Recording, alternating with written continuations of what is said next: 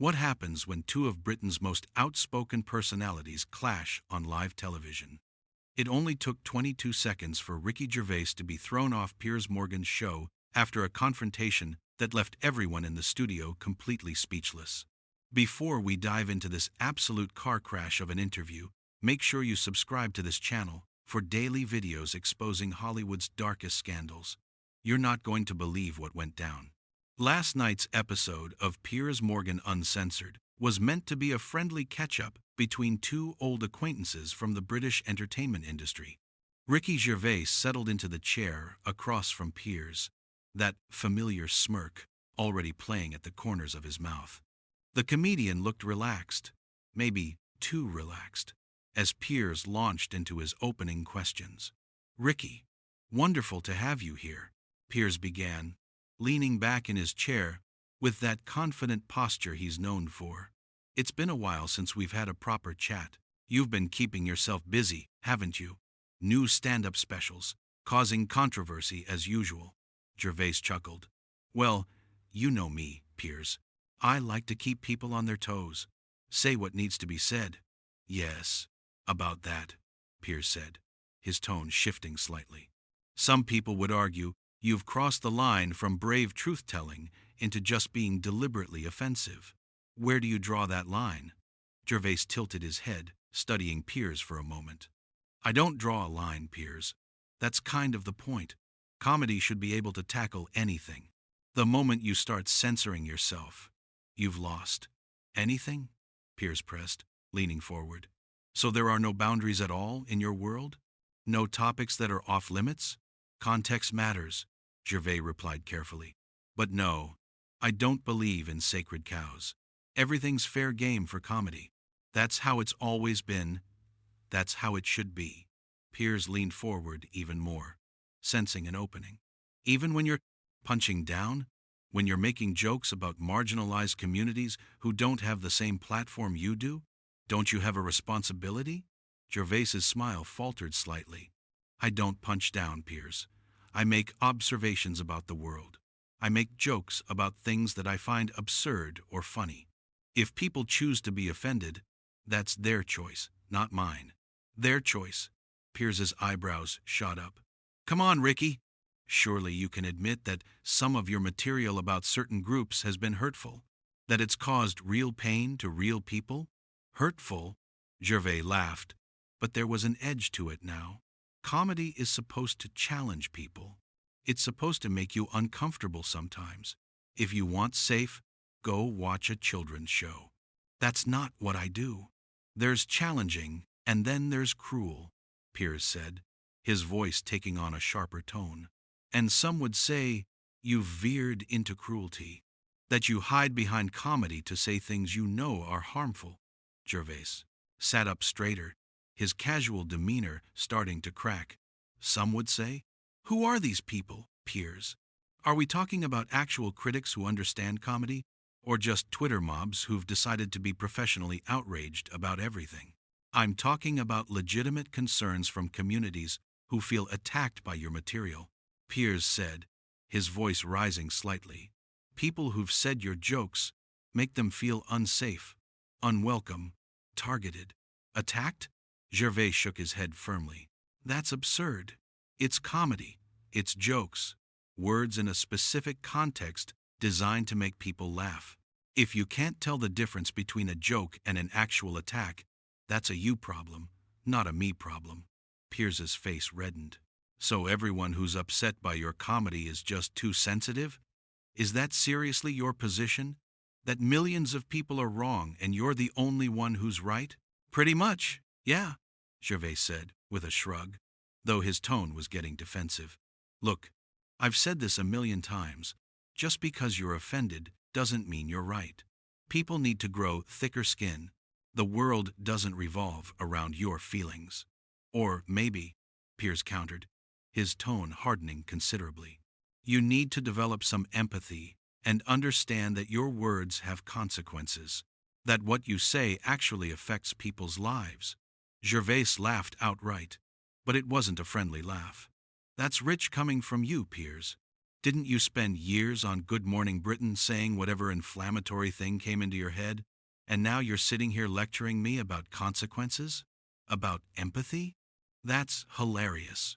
The atmosphere in the studio shifted noticeably. You could feel the temperature drop. Piers's jaw clenched visibly. I've always been willing to have difficult conversations. That's different from deliberately targeting vulnerable people for cheap laughs. Cheap laughs?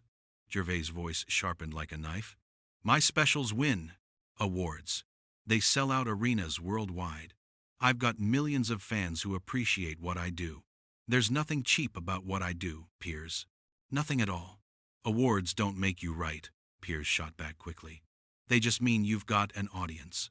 So does every shock jock and provocateur out there.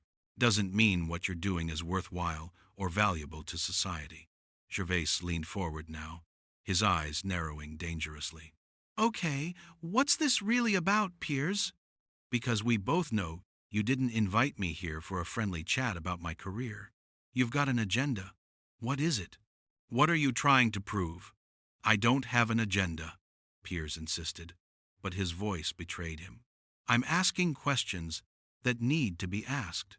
Questions that other interviewers are too cowardly to ask you because they're afraid of your fan base.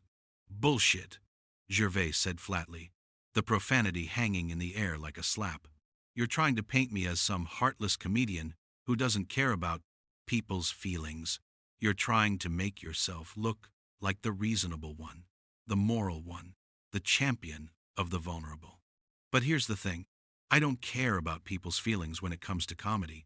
That's the whole point. That's what makes it comedy, instead of propaganda. Piers's face flushed deeper, his neck turning red.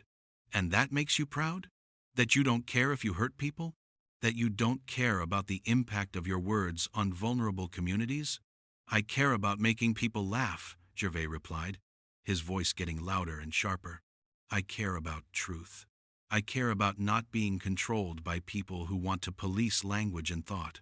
What I don't care about is coddling adults who can't handle a joke, who can't handle being uncomfortable for 5 bloody minutes.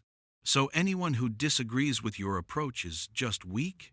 Piers challenged, his eyebrows raised in theatrical disbelief.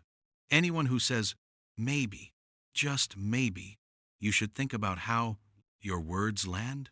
They're all just too sensitive? Anyone who thinks comedy should have guardrails is missing the entire point of comedy, Gervais said firmly, his voice rising to match Piers's energy. Comedy is supposed to be dangerous. It's supposed to go places polite conversation won't go. That's the value of it. That's why it matters. That's why it's important. Piers shook his head vigorously, almost violently. You know what I think? I think you've become so wrapped up in this free speech warrior persona that you've lost sight of basic human decency. You've confused being provocative with being profound. You think being offensive automatically makes you brave. Gervais's expression hardened completely. The smirk was gone now, replaced by something cold and angry. Basic human decency? From the man who made a career out of ambushing celebrities and stirring up controversy? From the man who bullied people on national television for ratings? From the man who walked off his own show when someone challenged him? You've got some nerve, Piers. You've got some real bloody nerve sitting there lecturing me. At least I'm honest about what I do, Piers fired back, his voice rising sharply enough to make the sound technicians wince. I don't hide behind comedy as an excuse to say terrible things. I own my positions. I stand by them. I take responsibility.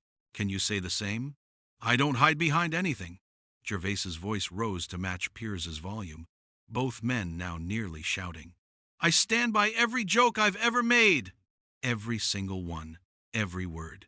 Can you say the same about every position you've taken on this show? Or do you just shift with whatever gets you the most attention that week? One day you're for this. Next day you're against it. Where are your actual principles, Piers? The studio went deathly quiet. Even the crew members seemed to freeze in place, barely breathing, sensing that things were about to get much, much worse. The air felt electric with tension, like lightning was about to strike. Piers's eyes went cold. his voice dropping to a dangerous whisper that somehow felt more threatening than his shouting. "Are you calling me a hypocrite, Ricky? If the shoe fits, wear it," Gervais said with a tight smile that didn't reach his eyes. "You tell me, Piers, how many times have you changed your position on major issues? How many times have you flip-flopped to stay relevant, to keep yourself in the headlines?" "That's interesting," Piers said slowly, dangerously, his voice rising again like a gathering storm. "Because, from where I'm sitting, you're the hypocrite here. You claim to be this brave truth-teller, this champion of free speech, but really you're just a bully who's found a way to monetize being mean.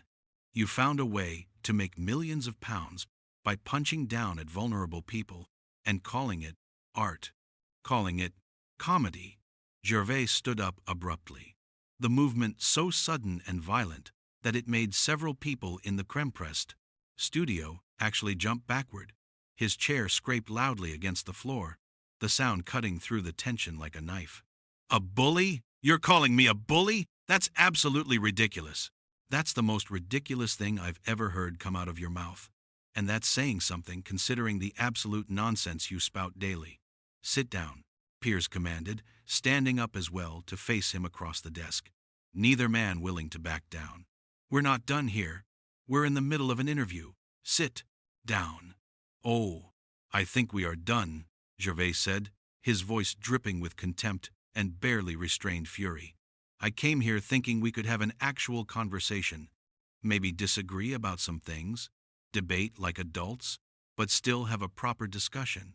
Instead, you've spent the entire time trying to tear me down, trying to make me the villain in your little morality play so you can play the hero." "I'm holding you accountable," Piers insisted, his voice shaking, slightly with anger, his hands trembling at his sides. Someone needs to ask you these hard questions. Someone needs to challenge you. You're grandstanding," Gervais shot back viciously. "You're using me to score points with whatever audience you're trying to appeal to this week. Last week, it was one thing. This week, it's another. Next week, it'll be something else entirely. You don't have principles, Piers. You have positions that change with the wind. You're a weather vane, not a journalist. You spin whichever way gets you the most attention." Piers faced Gervais across the desk, the two men glaring at each other with pure hatred now. The tension was so thick you could cut it with a knife. "I'm trying to have an honest conversation about the impact of your work, about whether you've gone too far, about whether you've crossed lines that shouldn't be crossed. No, you're trying to make yourself look good by making me look bad," Gervais said, his voice sharp, accusatory, cutting through the air like a blade. "It's pathetic, Piers. It's truly pathetic.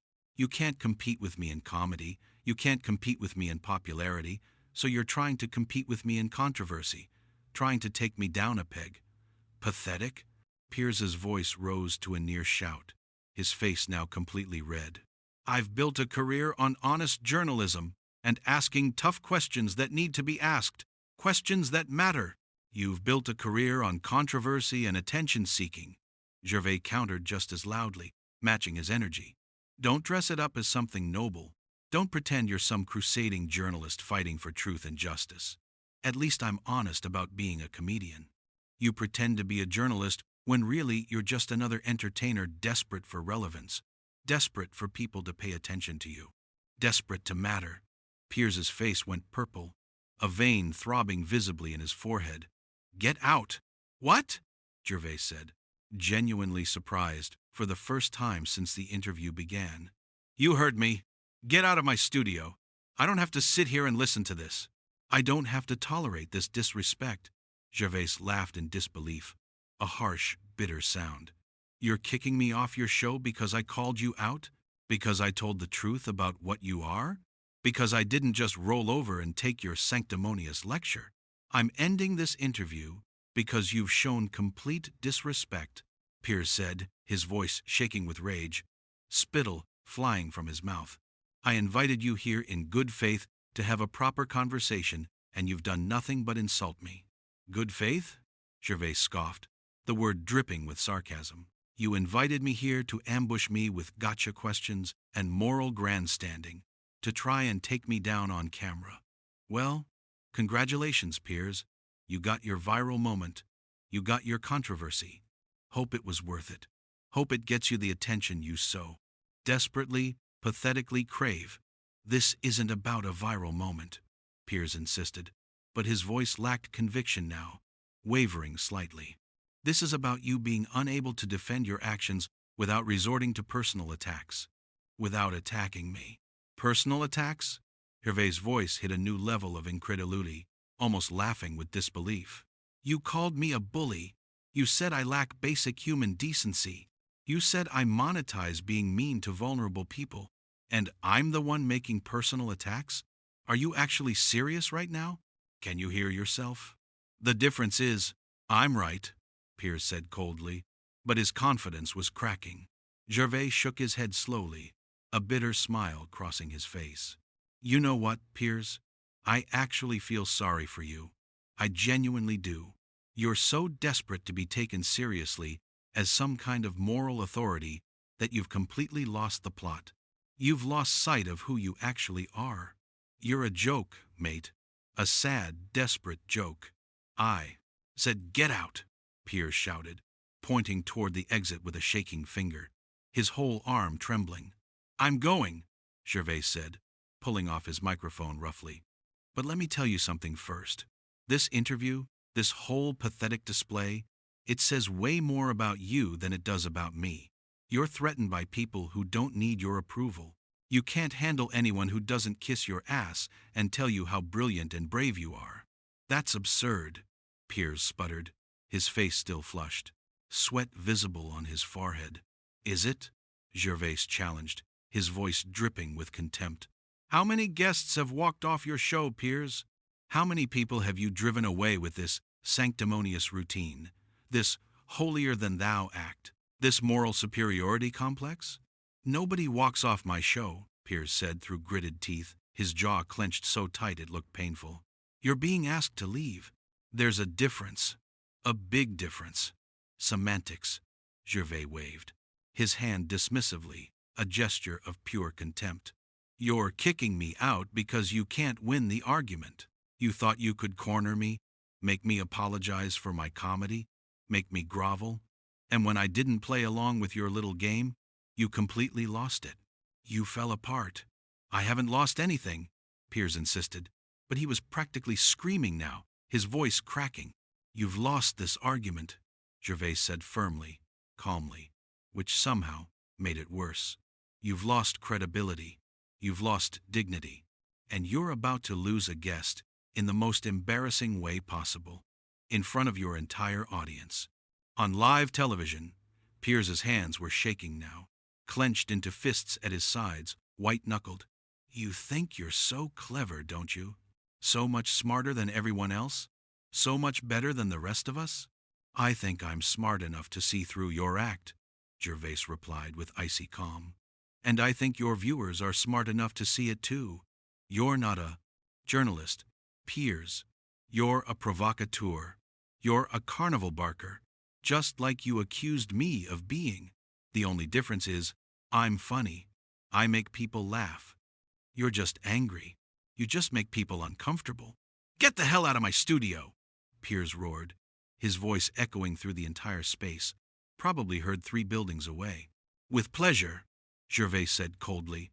He tossed his microphone onto the desk with a loud thud that made everyone in the studio flinch. You know what the saddest part is? We could have had an interesting conversation. We could have actually discussed comedy, free speech, the role of offense in art, all of it. But you were more interested in creating drama than having dialogue, more interested in the performance than the substance. I tried to have a dialogue, Piers protested weakly, all the fight draining out of his voice. You're the one who turned it into a fight. You're the one who made it personal. I turned it into a fight? Gervais laughed bitterly, shaking his head. You started this by calling my work cruel and heartless. You questioned my character, my motivations, everything about who I am as a person. And when I defended myself, when I pushed back, you couldn't handle it. You just couldn't handle someone giving you the same energy you give out. Because your defense was to attack me personally. Piers shouted, his composure completely gone now, his voice breaking. I attacked your arguments, Gervais corrected sharply. Precisely. There's a difference. A massive difference. But you can't separate criticism of your ideas from criticism of you as a person. That's your fundamental problem, Piers. Everything's personal to you. Every disagreement is an attack. Every challenge to your authority is an insult. Every time someone doesn't bow down, you lose your mind. This conversation is over, Piers said, his voice tight with barely controlled fury, on the edge of tears or violence. Get out. Now. Right now. It's been over for a while, Gervais agreed. Already walking. You just didn't realize it. He started walking toward the exit, then paused and turned back one final time. You know, I've done hundreds of interviews in my career. Some hostile, some friendly, some in between. But this takes the absolute cake. You managed to be both sanctimonious and hypocritical at the exact same time. That's actually impressive in its own twisted way. Are you done? Piers asked coldly, his voice barely above a whisper now, drained of all energy. Almost, Gervais said, savoring the moment. One more thing. You can edit this however you want, spin it however makes you look best, cut it up and rearrange it. But everyone watching live knows what really happened here. You tried to take me down, and it backfired. Spectacularly. Embarrassingly. And now you're throwing me out because you can't handle the consequences of your own actions. Security, Piers called out weakly, though it was unclear. If he was serious, or just trying to assert some kind of authority, trying to save face, Gervais held up his hands in mock surrender, smiling now. I'm leaving! I'm leaving! No need to call the cavalry. No need to make this even more embarrassing for yourself than it already is. He glanced at the cameras, with that familiar smirk returning to his face.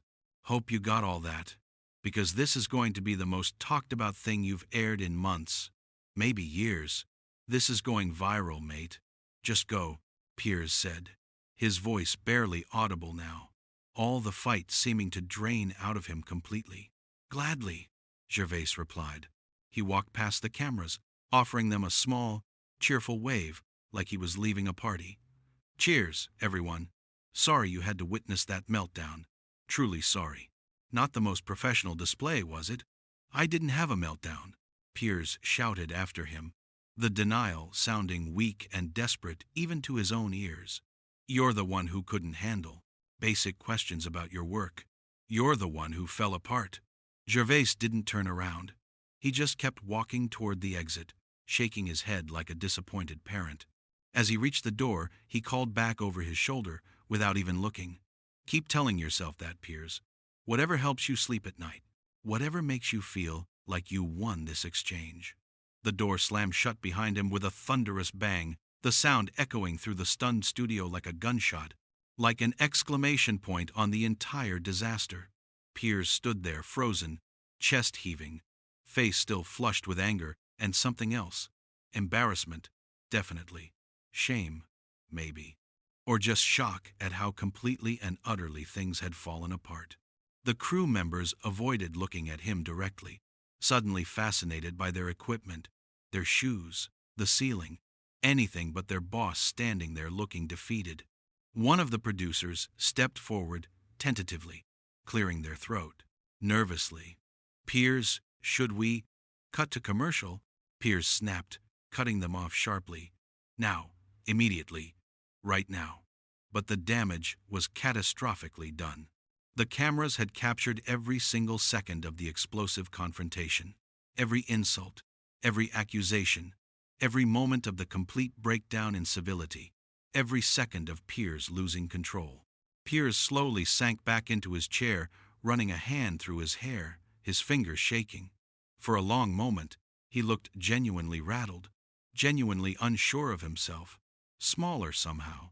That was, one of the cameramen started to say, but thought better of finishing the sentence. trailing off into uncomfortable silence. Piers looked up at the production team, his expression a mixture of anger and something that might have been regret, or maybe just shock at how quickly things had spiraled completely out of his control. "What are you all standing around for?" he barked, trying desperately to regain some semblance of authority, some dignity. "I said cut to commercial. Move, now!" The crew scrambled to follow his orders, grateful for something concrete to do, grateful for an excuse to look away. Backstage, Gervais could be heard talking to someone, his voice carrying through the studio walls. Absolute shambles, that was. Completely predictable, but still a shambles. He couldn't help himself. He never can. Back on the set, Piers sat in silence, staring at the empty chair where Gervais had been sitting just moments before. The chair that now served as a stark, painful reminder of an interview gone catastrophically, embarrassingly wrong. The final image before the transition was of Piers Morgan, alone at his desk, surrounded by crew members who didn't quite know where to look or what to say. The great interviewer, the man who prided himself on never backing down, on never losing control of his show, had just lost a guest in the most public and humiliating way imaginable. And somewhere outside the studio, walking to his car, Ricky Gervais was probably already working the confrontation into his next stand-up special, already crafting jokes about the host who couldn't handle being challenged, who crumbled when someone finally pushed back with the same aggressive energy he'd been dishing out for years.